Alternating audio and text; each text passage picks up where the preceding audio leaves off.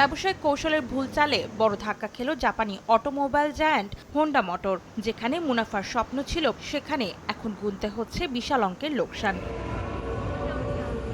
মূলত উত্তর আমেরিকায় বৈদ্যুতিক গাড়ির চাহিদা কমে আসায় বেশ কিছু মডেলের উন্নয়ন ও বাজারজাতকরণ বাতিল করেছে হোন্ডা। এই আকস্মিক পরিবর্তনে আগামী কয়েক অর্থবছর জুড়ে বড় ধরনের আর্থিক ঝুঁকির মুখে পড়তে যাচ্ছে কোম্পানিটি। আশঙ্কা করা হচ্ছে চলতি প্রান্তিকে প্রায় 15.7 বিলিয়ন ডলারের লোকসান গুনতে হবে প্রতিষ্ঠানটির।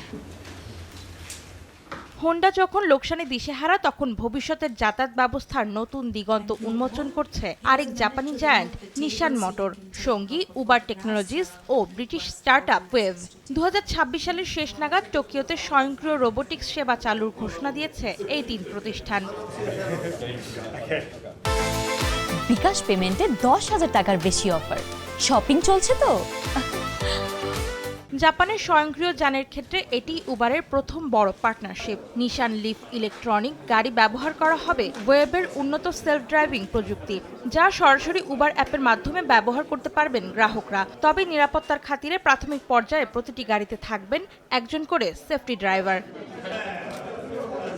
সফটব্যাংক ও এনভিডিয়া সমর্থিত স্টার্টআপ ওয়েভ গত বছর উবারের সাথে যুক্ত হওয়ার পর থেকে আলোচনায়। চলতি বছর লন্ডনের পর টোকিও সহ বিশ্বের অন্তত 10টি বড় শহরে এই স্বয়ংক্রিয় ট্যাক্সি চালুর লক্ষ্য তাদের। নিসান আশা করছে জাপানে সফল হলে এই প্রযুক্তি ছড়িয়ে দেওয়া হবে বিশ্ববাজারে।